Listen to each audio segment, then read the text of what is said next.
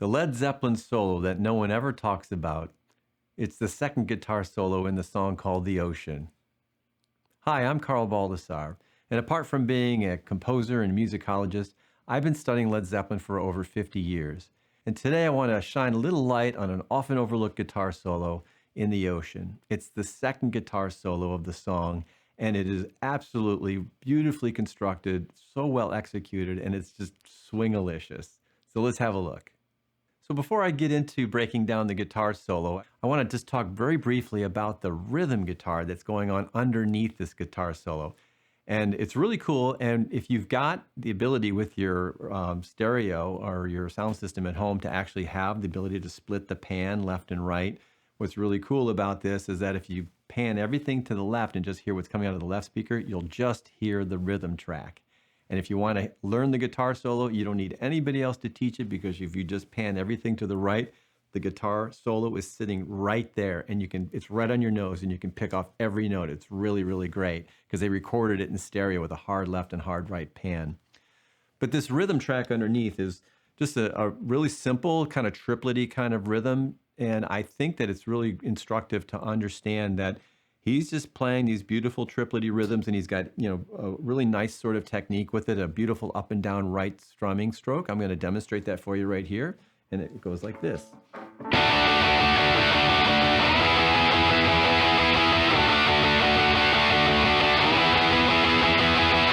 And on the live version, he moves it up.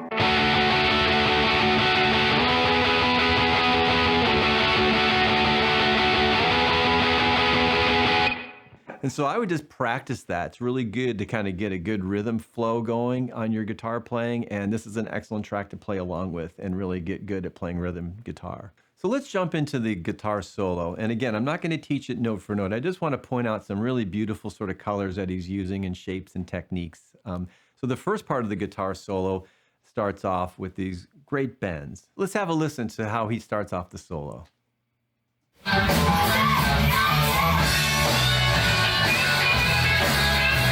So the solo opens, and really the whole solo is kind of constructed around these sort of bendy, these chords that he's using. It's a D chord here, but he starts off this first opening phrase with a rake expression technique on the downbeat, and then he starts the solo on the second beat. So it's something like this.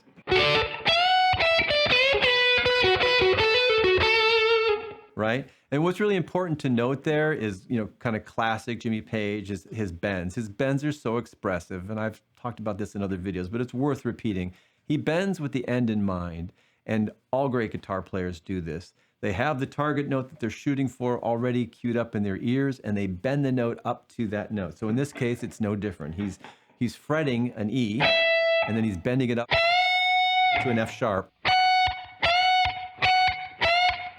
You see, I'm bending and then checking it by fretting the F sharp. So here's a bend up to it. So he's doing that in the solo. He's going, and he does the same thing on the B to the C sharp. And he's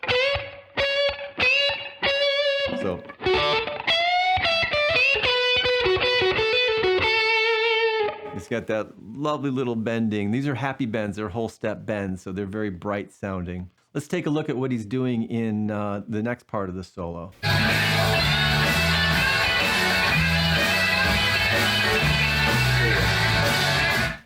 So now what he's doing, and this is a really great thing to think about, is his phrasing is different. Where the first one started, the rake was on beat 1, and then the solo started on beat 2. This one, the rake is happening on beat 4. And then the solo lands on beat 1. So he's moving kind of the starting point of the solo. So you got 1, 2, 3, 4.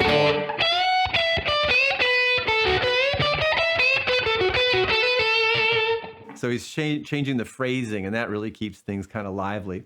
But what's really cool on this bend is kind of the classic Jimmy Page sound, this chromatic up. It's all over his playing. He does it in...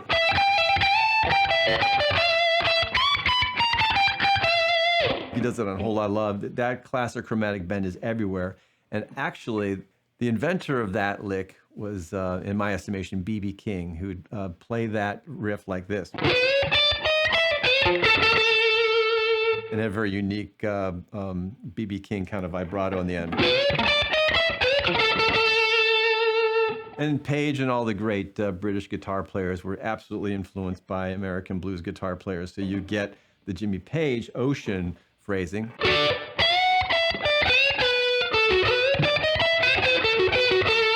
He just adds more of a flourish on the end.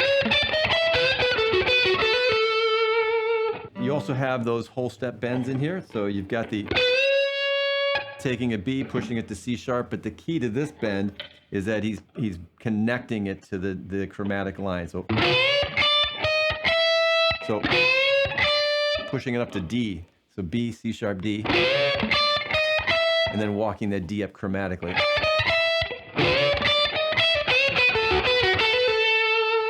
And the Pagey little flourish at the end there. So really cool bends. Again, they're all kind of whole step bends, very happy. That's going to change here when we get to the next part of this.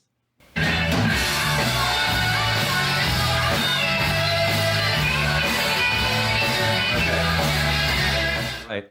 This is so cool. So this next phrase, again, he's changing kind of the rhythmic phrasing of it, where he's doing the rake on beat 4, but then there's a rest, and then the actual lick starts on beat 2, and he just kind of holds that bend up there. So you get 1, 2, 3, 4, rest. And what's cool about that, when you go 1, 2, 3, 4, rest, 1, 2, 3, 4, 1. He brings it down a whole bar later on beat 2. So, and you hear those bends at the end, 2 different types of bends. You have a major bend, a whole step, and you have a partial kind of sad bend. So he's not going all the way up. He's kind of bending to a C, not a C sharp. So the first one is to C sharp. A little lemon face bend right there for you by Jimmy Page. Very cool, very expressive. And the next section of the solo, we're getting into now a graduate level kind of bend going on. Let's have a listen to it really quick.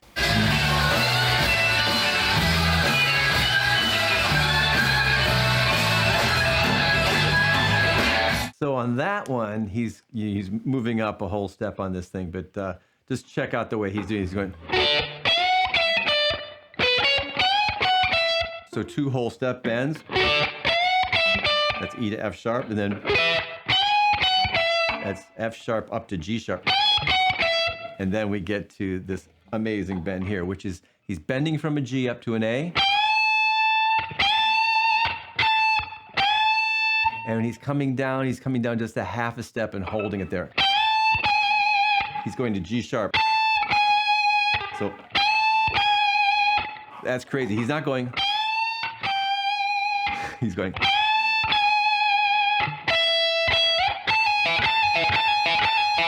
That's actually a really, really difficult bend, but a very cool bend.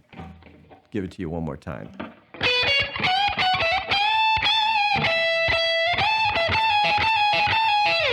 And he adds that flourish, that kind of major triad flourish, which is a classic one, where he's doing kind of a sus kind of sound and then kind of pulling it down to a major triad. So he's got the 4, 3, 1, and he does that a lot. You get a lot of that from him with these major to minor fields.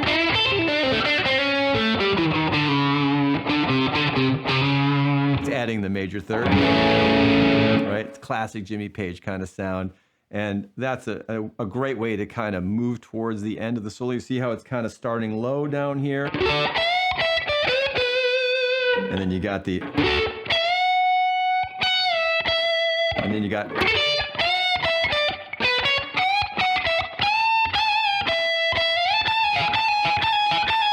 To see the composition, the structure of that's so beautiful. It's moving up, adding intensity and adding excitement as he's going all the way up. And then it's kind of lead us to really the most excellent part of this guitar solo. But before we talk about that final statement on the guitar solo, I want to point out really beautiful sort of compositional construction that he's got going on in these little descending fills in between the solo parts. Let's have a listen to it.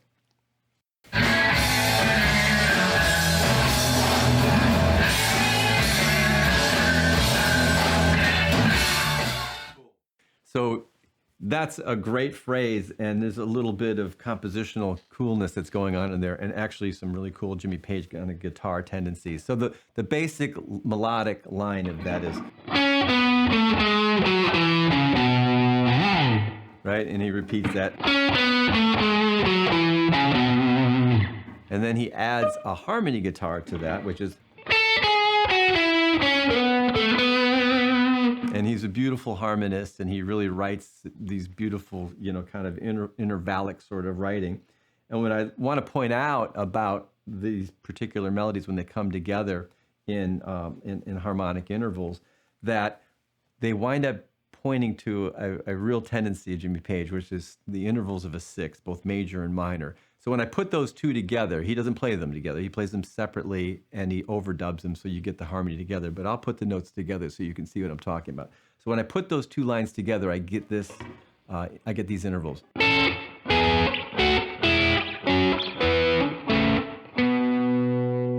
Beautifully constructed, right? What do we have going on there? We have a minor sixth, a major sixth, another major sixth, a minor sixth, and then we have a perfect fifth, another perfect fifth, and then a minor sixth, and then we have an octave that it ends on. Couple really cool things about that. So these sixth intervals are really great on the guitar. They're Jimmy Page kind of oriented. You might remember this one. After the Heartbreaker solo, just really six, a bunch of six, and they're so gorgeous. And this is creating a lot of six here. Right? And I do want to point out one thing about these perfect fifths that he's using. He's actually, the way these are orchestrated, what I found when I put them together like this with these intervals, is that they're separated by a string. This is a really cool way to do fifths, right? You got this sound.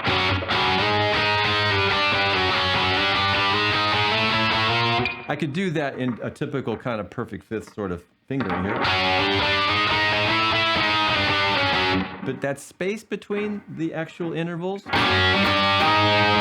really cool if you actually finger it that way. So on the fourth string and the second string, and just damping the middle string. It's a cool way to play perfect fifths. So try it out. It's really a nice little technique to use. Now let's move to the concluding statement of this solo, and it's really just super awesome and swing-a-licious. Let's have a listen.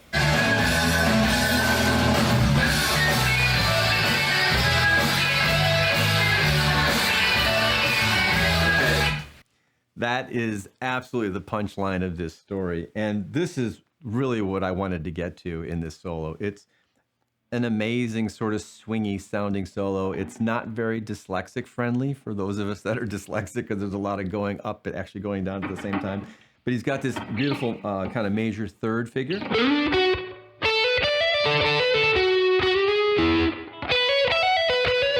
These major thirds then going into kind of these arpeggios around the chord. So he's adding a sixth and a ninth, and you get this kind of swing feel.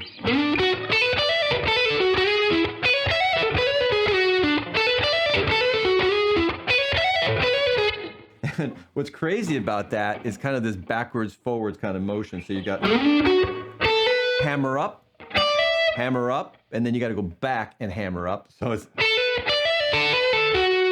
and you're going down while you're hammering up, which is really kind of a brain twister. It takes a while to get it. And then you got to go backwards there, going backwards at the same time you're going up.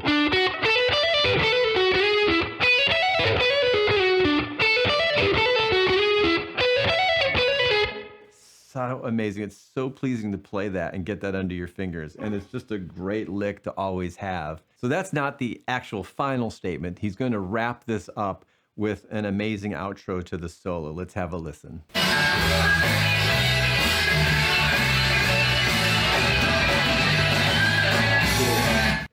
So what we have there is, this is really brilliant writing. So remember I was telling you about the rhythm chords at the beginning, and what's being played underneath it are these wonderful little triplety rhythms.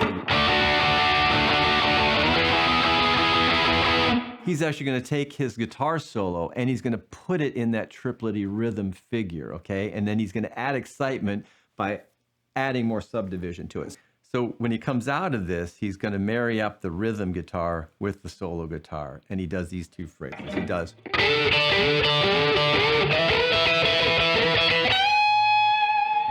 So it's got everything in it. It's connecting, uniting up with the rhythm track.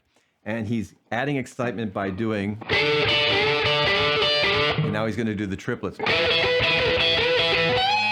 And he gives you one last happy whole step bend. Takes you from the F sharp to the G sharp. That is one hell of a way to end a guitar solo. And remember where we started? And then we moved up. And then...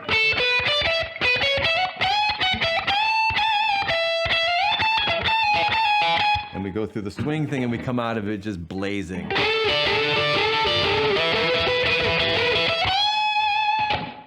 What a tremendous triumphant ending to that solo. And then he makes the closing argument with this great closing riff. Let's have a listen.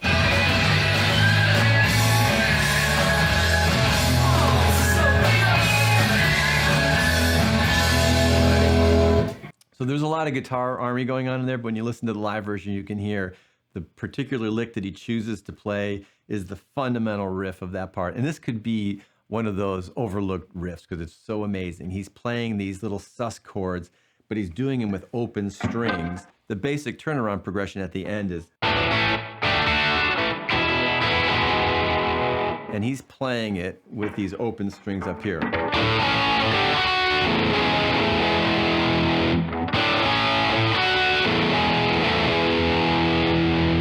It's just sick, powerful, man. When you play that on stage, when it's loud, that open A with the fretted fourth going to the third, you repeat it again on the D string, you go down to the E string. I mean, that just seals the deal, man. That is a great closing argument to a fantastic solo.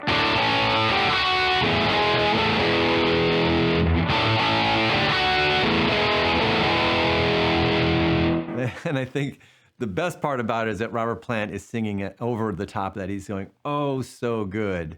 And it is really, really so good. I hope you've enjoyed this video. Please like and subscribe and give me some comments on either this video or other videos that you'd like to see me do. I'm Carl Baldassarre.